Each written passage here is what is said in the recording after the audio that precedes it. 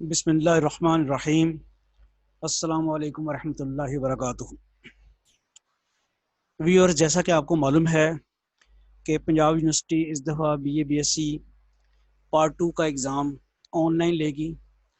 इस सिलसिले में उन्होंने डेट शीट और पेपर पैटर्न वगैरह भी अपलोड कर दी अपनी वेबसाइट पे, और आपने देखा कि वो पेपर पैटर्न के मुताबिक MCQs आएंगे और उसका अपने कंप्यूटर बेस्ड जो टेस्ट है उसी के ऊपर आंसर देना है।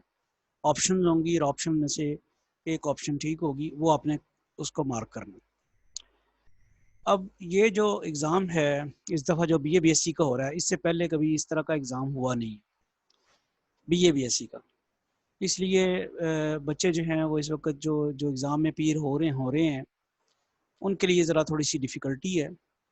गो के ये कंसेप्चुअल क्वेश्चंस होते हैं, और अगर थारोली आपने सारी स्टडी की हुई है तो इसके आंसर्स जो हैं वो आप बड़ी आसानी से दे सकते हैं। कुछ मैथमेटिक्स के हवाले से अगर हम बात करें तो मैथमेटिक्स की कुछ क्वेश्चन इस तरह के भी होते हैं जिसकी आपको कैलकुलेशन वर्किंग करनी पड़ती है। तो इस लेक्चर में मैं बी कोर्स मैथमेटिक्स का एक टॉपिक सीक्वेंस एंड सीरीज़ का कुछ हिस्सा कवर करूंगा लेक्चर 1 में, और आपको थोड़ी सी स्ट्रेटजी डिस्कस करूंगा आपके साथ कि किस तरह के क्वेश्चन आ सकते हैं और किस तरह आपने उनको आंसर करना है। अब ये आपके पास एक क्वेश्चन है, a sequence whose domain is the set of positive integers set, यानी फिर यहाँ जो वर्ड आना है इनमें से कोई आना है। यानी आप ये देखें क्या लिख सकते हैं, a sequence is a set whose domain is a set of positive integers, या फिर a sequence is a function whose domain is the set of positive integers, या फिर a sequence is a contour whose domain is the set of integers, या फिर इन तीनों में से कोई ऑप्शन नहीं है और वो कोई और ही ऑप्शन है जो कि गिवन नहीं है। लेकिन इस वक्त जो ऑप्शन नज़र आ रही है वो है फंक्शन। सीक्वेंस है ना, वो बजाते खुद एक फंक्शन होती है, तो इसलिए सीक्वेंस जो है वो एक फंक्शन है जिसकी domain set of positive integers है। तो फिर करेक्ट आंसर इसका क्या हुआ, फंक्शन। यानी a sequence is a function whose domain is the set of positive integers. अब इसमें तो इस क्वेश्चन का आंसर देने में आपने कोई कैलकुलेशन नहीं करनी। ये अगर आपको डेफिनेशन आती है तो तब आप कर सकते हैं, वरना नहीं कर सकेंगे। तो फिर करेक्ट ऑप्शन जो है वो हमारे पास बी पार्ट हो गया। यानी आपने देखा कि डायग्राम की मदद से, सॉरी, डेफिनेशन अगर हमें याद थी तो उसकी मदद से हमने करेक्ट ऑप्शन जो है वो चूज़ की है, और वो है बी। नेक्स्ट जो पार्ट है इसका, अगला क्वेश्चन देखते हैं कि अगला क्वेश्चन क्या है। वो है द मेंबर्स इन द, अब उस वही बात है कि इसमें से कुछ चीज़ हमें पकड़नी है। The members in the domain range limit of the sequence are called the elements और टर्म्स ऑफ द सीक्वेंस। तो याद रखें कि डोमेन तो ऊपर बता दी ना, आपके फंक्शन की डोमेन तो होनी ही पॉजिटिव इंटीजर्स है, नेचुरल नंबर्स होनी है।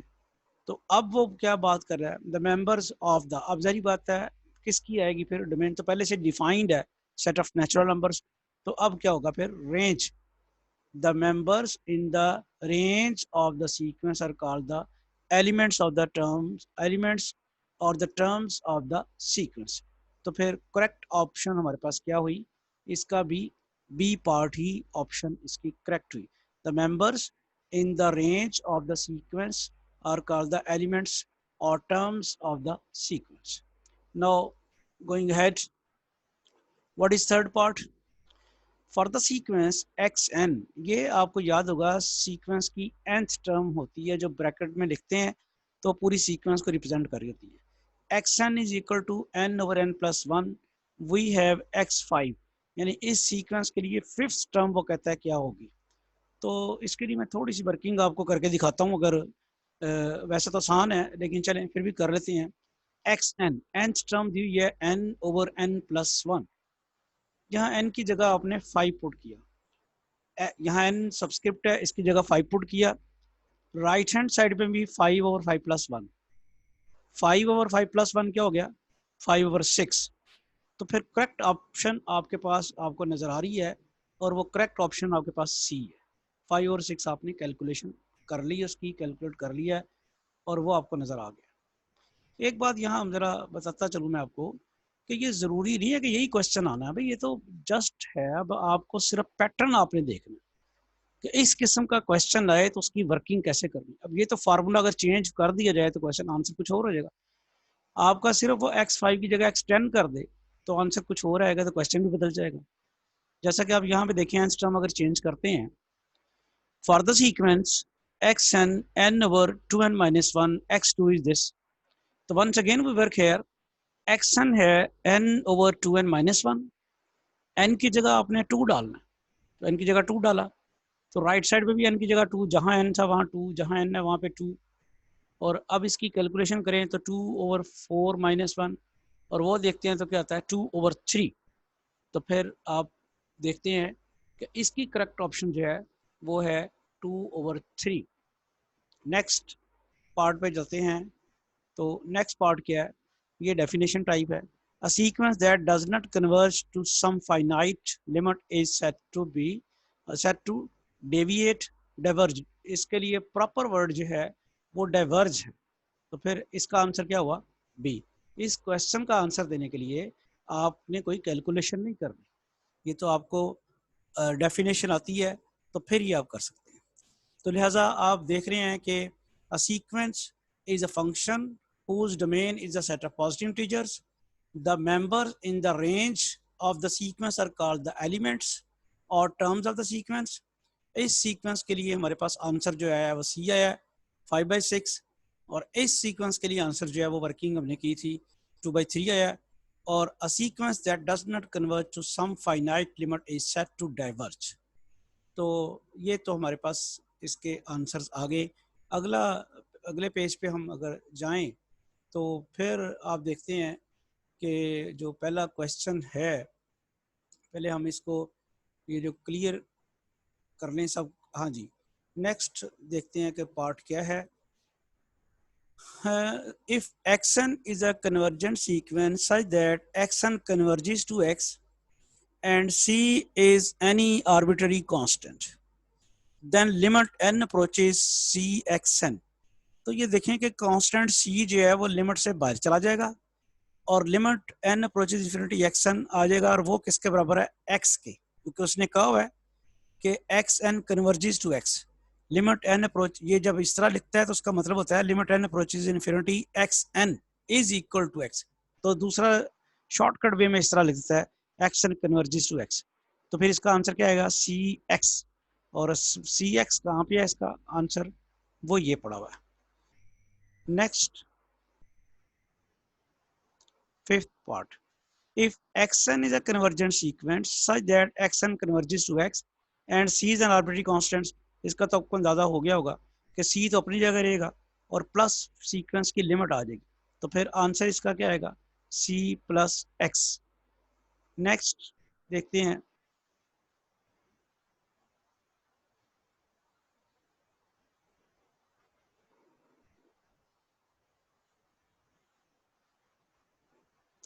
if xn is a convergent sequence such that xn converges to x and c is any arbitrary constant, then ये इसका भी अंदाजा हो गया होगा, c अपनी जगह रहेगा और xn की जगह लिमिट उसकी x आ जाएगी।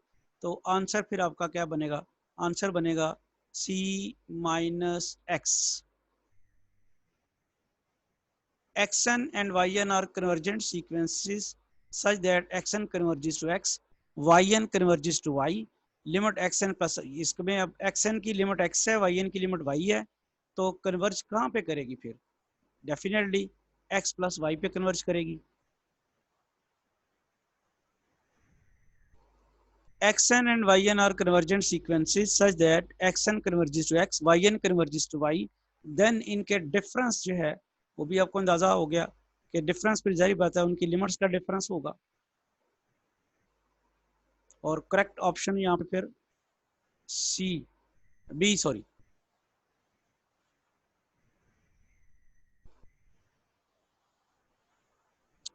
if xn and yn are convergent sequences such that xn converges to x, yn converges to y, then their product। I hope you can answer A part। if xn and yn are convergent sequences such that xn converges to x, yn converges to y and y is not equal to 0, then limit, तो फिर ये quotient की limit जो है xn की जगह x आएगा, yn की जगह y आएगा, तो कन्वर्जेंट किसके ऊपर करेगी, x ओवर y के ऊपर। तो क्वेश्चन, और इसी जो कि y से डिवाइड होना था, इसलिए उसने उसके ऊपर रिस्ट्रिक्शन लगा दी थी कि y should not be equal to 0।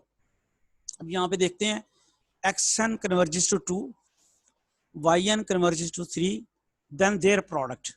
अब आपको है अंदाजा, लेकिन जरा इसकी थोड़ी सी वर्किंग करके देख लेते हैं। xn into yn converges to xy, x की वैल्यू 2 और y की वैल्यू 3 है, और 2 इंटू 3 6 हो जाएगा, इसलिए इसका आंसर फिर जो आया वो क्या आया, 6।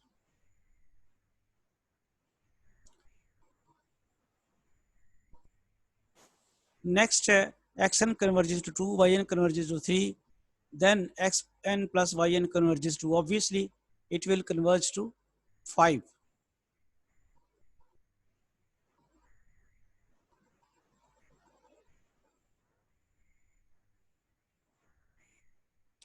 xn converges to yn converges to 3, x minus yn, xn minus yn converges to 2 minus 3, तो आंसर फिर क्या होगा इसका, 2 minus 3 mean -1। xn converges to yn converges to yn minus xn, 3 minus 2, its answer is 1।